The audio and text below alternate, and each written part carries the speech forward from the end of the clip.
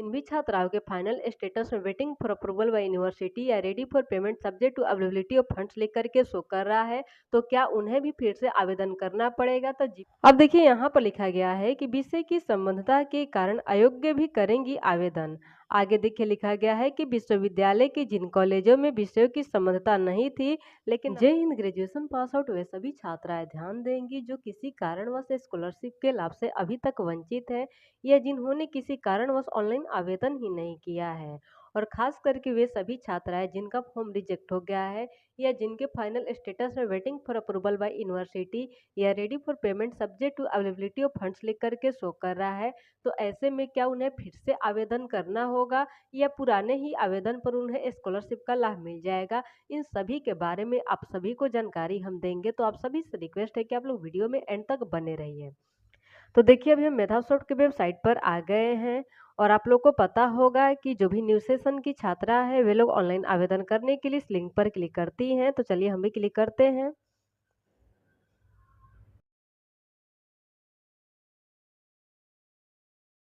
तो देखिए यहाँ पर नोटिस नंबर 3 में एक बात लिखी गई है कि जिन छात्राओं ने पहले ही पोर्टल में आवेदन लंबित या स्वीकृत कर दिया है उन्हें अंतिम तिथि के बावजूद आवेदन पूरा करने की अनुमति दी जाएगी। यानी जिन भी छात्राओं का फॉर्म रिजेक्ट हो गया है किसी न किसी कारण से, उन्हें अंतिम तिथि यानी कि लास्ट डेट के बाद भी आवेदन करने का मौका दिया जाएगा।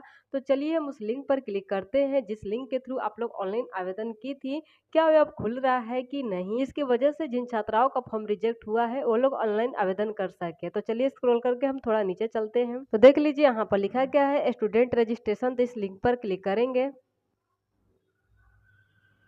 तो देख लीजिए यहाँ पर स्पष्ट तौर पर लिख रहा है कि portal is close for registration, यानी कि जो पोर्टल है पूरी तरह से बंद हो गया है, रजिस्ट्रेशन की प्रक्रिया पूरी नहीं हो सकती है। तो वैसे में उन छात्राओं का क्या होगा जिनका फॉर्म रिजेक्ट हो गया है या जिनका फॉर्म पेंडिंग में पड़ा हुआ है। इन सभी से रिलेटेड आज के दैनिक जागरण न्यूज़पेपर में एक न्यूज आई है।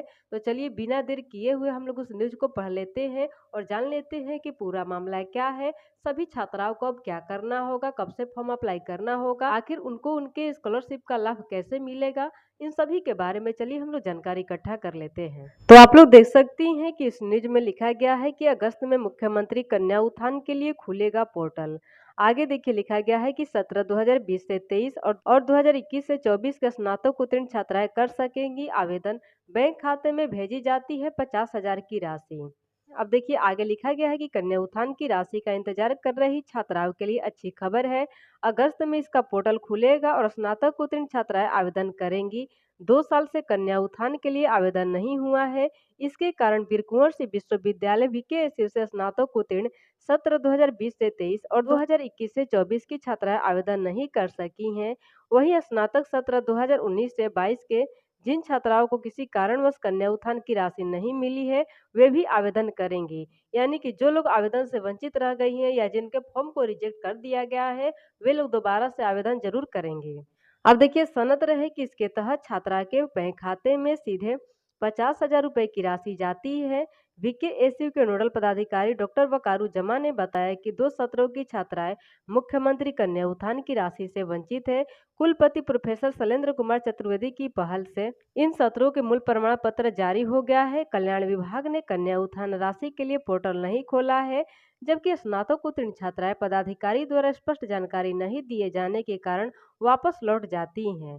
तो जी हाँ, आप सभी को ज्ञात होगा कि बहुत सारी छात्राएं यूनिवर्सिटी का चक्कर काटती हैं, लेकिन वहां पर ऐसे पदाधिकारी मौजूद रहते हैं जिनको खुद नहीं पता रहता है कि क्या करना है। आधा अधूरा जानकारी दे देते हैं जिसको सुनकर छात्राएं वापस घर को लौटाती है और फिर से उन्हें यूनिवर्सिटी का चक्कर काटना पड़ता है क्योंकि वो लोग असंतुष्ट रहती है उनके द्वारा दी गई जानकारियों से। अब देखिए यहाँ पर लिखा गया है कि विषय की संबंधता के कारण अयोग्य भी करेंगी आवेदन। आगे देखिए लिखा गया है कि विश्वविद्यालय के जिन कॉलेजों में विषयों की संबंधता नहीं थी लेकिन नामांकन लेकर परीक्षा ली गई, विश्वविद्यालय ने अपने स्तर से उन सभी छात्राओं को कन्या उत्थान की राशि दिलाने के लिए पहल की है। तो ये बहुत अच्छी पहल है क्योंकि इसमें छात्राओं की कोई गलती नहीं हुई है। गलती हुई है तो कॉलेज से और साथ ही यूनिवर्सिटी से भी कि उन्होंने कॉलेज को ऐसी इजाजत दी ही क्यों। अब जब इन कॉलेजों के स्नातक सत्र 2017 से 20 और 2018 से 21 की उत्तीर्ण छात्राएं मुख्यमंत्री कन्या उत्थान योजना के लिए आवेदन करेंगी, तो ये बहुत अच्छी खबर है खास करके उन सभी छात्राओं के लिए जो कि वीर कुंवर सिंह यूनिवर्सिटी आरा से बिलोंग करती हैं। अब देखिए यहाँ पर लिखा गया है कि 38,000 से अधिक छात्राओं को मिल चुका है योजना का लाभ। आगे देखिए लिखा गया है कि विश्वविद्यालय के विभिन्न सत्रों के 32,000 छात्राएं कन्या उत्थान राशि की योजना से राशि हासिल कर चुकी है। विश्वविद्यालय के सूत्रों के अनुसार सत्र 2017 से 20 और 2018 से 21 और सत्र 2019 से 22 के 38,000 से अधिक छात्राओं को योजना की राशि 50,000 रुपये मिल चुकी है। जानकार सूत्रों के अनुसार जागरूकता के अभाव में कम छात्राएं आवेदन कर पाती है। स्नातकोत्तीर्ण सभी छात्राओं को यह राशि मिलती है। इसमें किसी तरह की उम्र, जाति और अन्य तरह की बाधा नहीं है और इसमें ऐसा भी नहीं है कि जो मैरिड हो चुके हैं उन्हें योजना का लाभ नहीं मिलेगा। आप मैरिड है, अनमैरिड है, किसी भी कैटेगरी से बिलोंग करती हो, अगर आपने ग्रेजुएशन पास किया हो, चाहे किसी भी क्लास से ग्रेजुएशन किया हो, फर्स्ट क्लास हो, सेकंड क्लास हो, आपको योजना का लाभ मिलेगा। 50,000 की स्कॉलरशिप का लाभ मिलेगा। इसमें कोई संशय वाली बात नहीं है। इन भी छात्राओं के फाइनल स्टेटस में waiting for approval by university या ready for payment subject to availability of funds लिख करके शो कर रहा है। तो क्या उन्हें भी फिर से आवेदन करना पड़ेगा? तो जी बिल्कुल, आप लोग को ऐसा कुछ नहीं करना है। आप लोग को वेट करना है अपने फॉर्म में बदलाव होने का। इनका भी फाइनल स्टेटस में waiting for approval by university लिख करके शो कर रहा है। तो एजुकेशन डिपार्टमेंट भी इंतजार कर रही है ताकि आपकी यूनिवर्सिटी जल्द से जल्द आपके फॉर्म को वेरीफाई करके अप्रूवल दे दे, जिसके तहत आपके फॉर्म को आगे बढ़ाया जाए। लेकिन आपकी यूनिवर्सिटी के द्वारा ही विलंब किया जा रहा है, आपके फॉर्म का सत्यापन नहीं किया जा रहा है। और यूनिवर्सिटी का काम तो कितना फास्ट होता है इससे आप सभी अवगत हैं। तो आप सभी वेट कीजिए, पेशेंस रखिए। जैसे यूनिवर्सिटी के द्वारा फॉर्म का वेरीफाई करके आगे बढ़ा दिया जाता है, फाइनल स्टेटस में आप सभी का ready for payment subject to availability of funds लिख करके शो करेगा।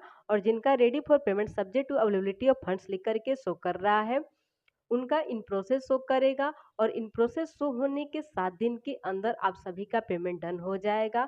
तो उम्मीद करते हैं कि जिन्हें भी ये डाउट था कि क्या हमें भी फिर से आवेदन करना होगा, तो आप सभी को ऐसा कुछ नहीं करना है।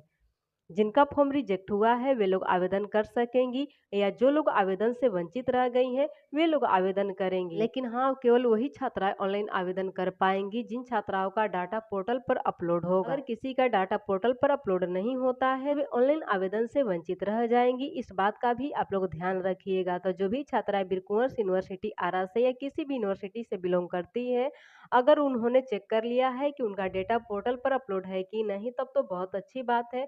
लेकिन जिन्होंने नहीं चेक किया है उन सभी से मेरी अंतिम रिक्वेस्ट है कि आप लोग चेक कर लीजिए। चेक करने का बहुत ही सिंपल सा तरीका है, घर बैठे आप लोग अपने मोबाइल से चेक कर सकती हैं। इसके लिए कहीं भटकने की आवश्यकता नहीं है। तो आप लोग इस तरीके को फॉलो कीजिए और आज ही चेक कीजिए कि आप सभी का रिजल्ट पोर्टल पर अपलोड है कि नहीं।